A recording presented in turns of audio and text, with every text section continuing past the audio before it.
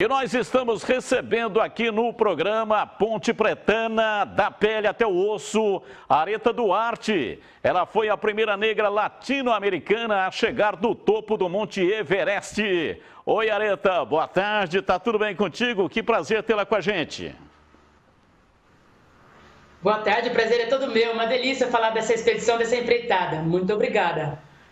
Ô, Areta, fala pra gente, você tem uma experiência de vida extraordinária, né? Trabalhou até com reciclagem. Então, antes da gente entrar propriamente dito na façanha, no feito extraordinário, que é chegar no topo do Everest, fala um pouco da sua vida e da sua experiência com reciclagem.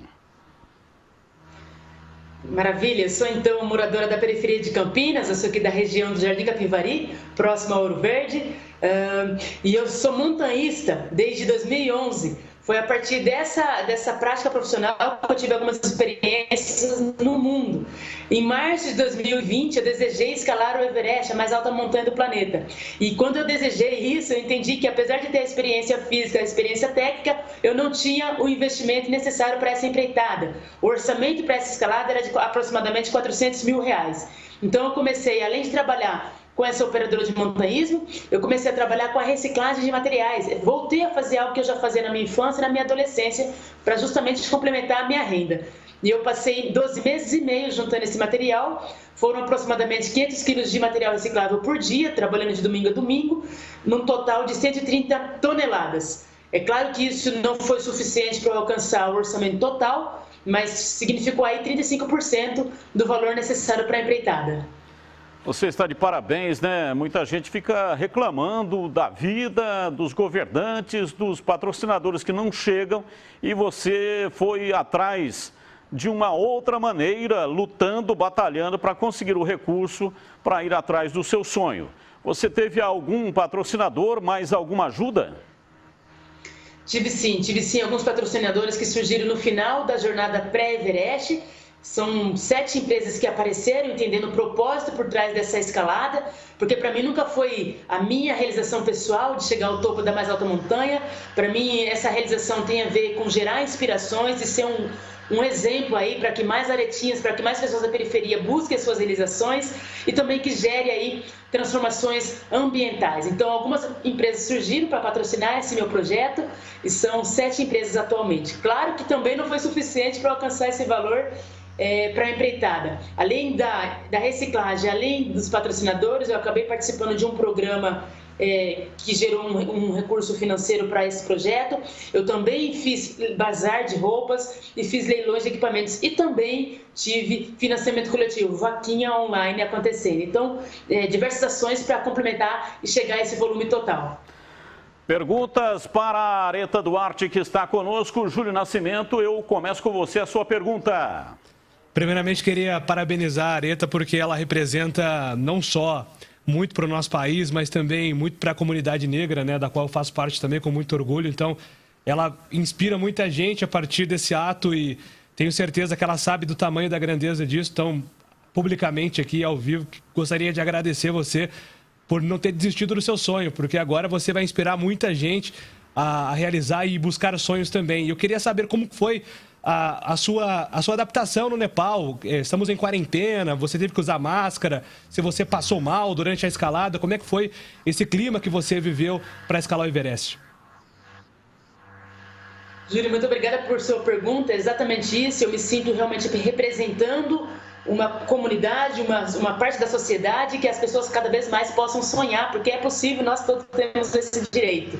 E a diferença, na verdade, foi bastante especial, diferente ir para o Nepal este ano, tentar escalar essa montanha, porque para ir nós já tivemos algum procedimento diferente dos anos anteriores, que foi realizar o teste PCR até 72 horas antes do embarque. Chegando lá, eu tive que cumprir a quarentena, eu não podia ir direto para a montanha, eu fiquei 7 dias na cidade em isolamento. E depois na montanha a gente também teve que manter alguns cuidados, o cuidado de distanciamento social, de usar máscara o tempo todo e de tentar manter o uso do álcool sempre que possível. Quando a gente chegou no acampamento base, que é 5.300 metros de altitude, alguns procedimentos já passaram a ser meio que isolados. Então, por exemplo, o uso de máscara e o uso de gel não o tempo todo acontecia, mas o uso de máscara já não era obrigatório, porque a gente ficou meio que somente o nosso grupo, o grupo de brasileiros, naquele espaço. E aí, no meio da expedição, foi decretado no Nepal lockdown, em Katmandu passou a ficar fechado, nós tivemos uma dificuldade enorme para retornar. Após a expedição, tivemos que esperar bastante para conseguir voar do campo base a Katmandu, capital do Nepal. Depois esperamos um pouco mais para voar Katmandu, Brasil, Katmandu, São Paulo, justamente porque algumas regras estavam em mudança e alguns voos estavam proibidos. Mas aí a gente acabou se adaptando, ajustando e contando com essa espera, no final deu tudo certo. A gente chegou um pouco mais tarde no Brasil, mas conseguimos retornar. Vamos lá, CH, a sua pergunta. A Areta é a nossa convidada especial de hoje. Convidada e musa inspiradora, porque é uma história lindíssima. Parabéns, Areta. Realmente eu tenho muito orgulho de estar conversando com você. Como cara de comunicação, eu adoro esporte. E você realmente passou e ultrapassou todos os limites. Mas a minha pergunta é a seguinte: qual foi a sua sensação a hora que você atingiu o topo a 8.800 e mais alguns metros de altitude? Qual foi a primeira coisa que você pensou? Boa tarde. Boa tarde, CH. Na verdade, a primeira coisa que eu pensei foi: que realização! Eu tenho muito a agradecer. Eu pensei em Deus, precisamente. Eu realmente entendia que aquela realização tinha uma força sobrenatural para garantir. E entendi também o tempo todo que não era uma realização que estava acontecendo por conta de um esforço único e exclusivamente meu.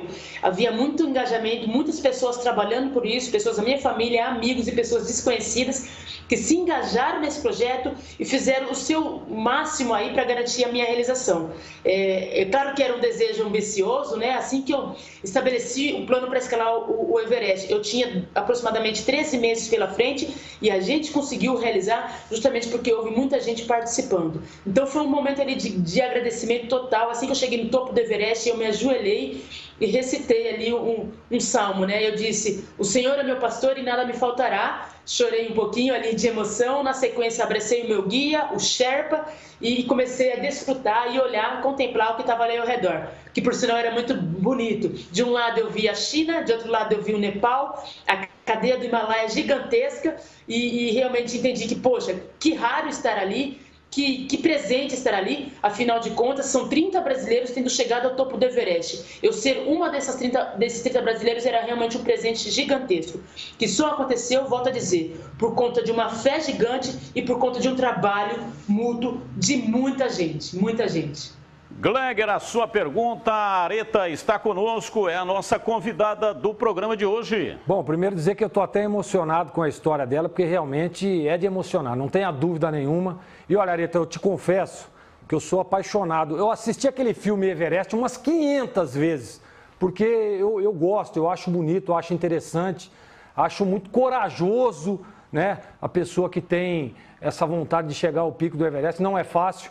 Eu queria que você falasse o seguinte: qual que foi a maior dificuldade para chegar? Porque eu assisti esse filme e a gente vê que tem inúmeras dificuldades. Eu queria saber a maior dificuldade e eu queria que você deixasse uma palavra para a pessoa que tem um sonho na vida.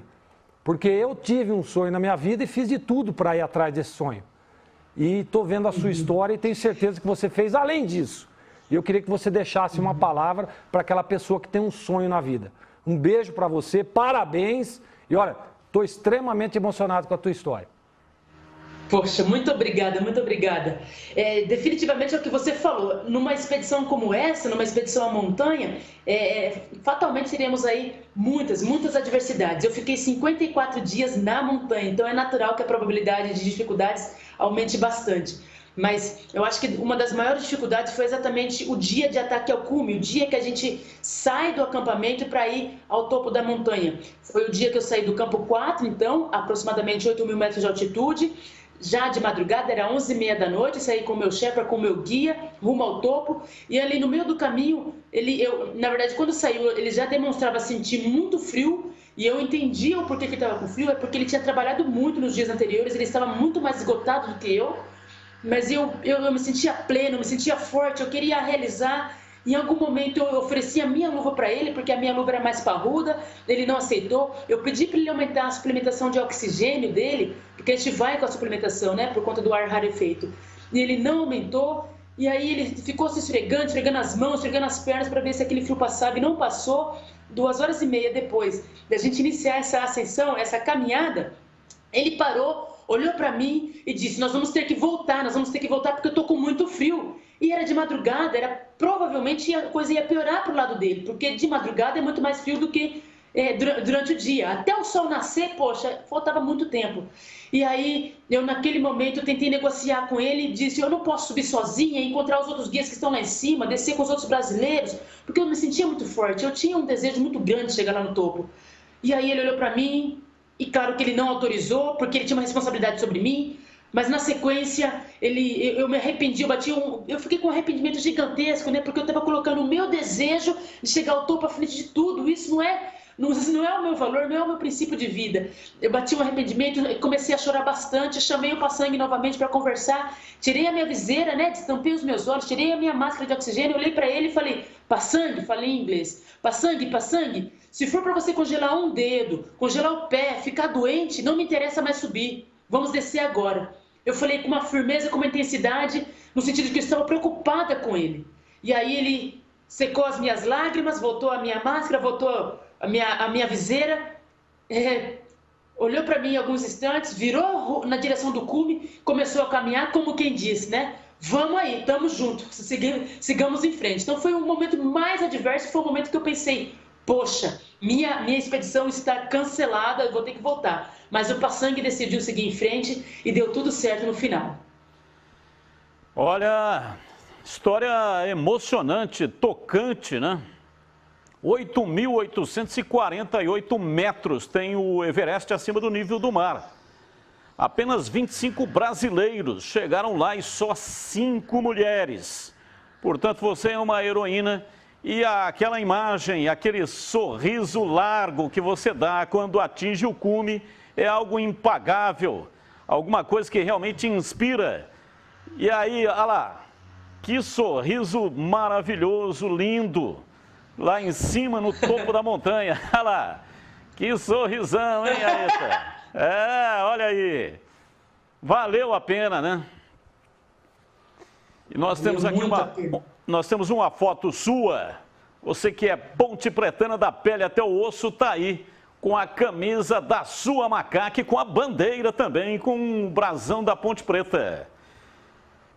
Aí a Areta Duarte, nossa convidada especial de hoje. Ô Areta, o que você fez foi um feito extraordinário, não só na parte física, mas principalmente na força emocional.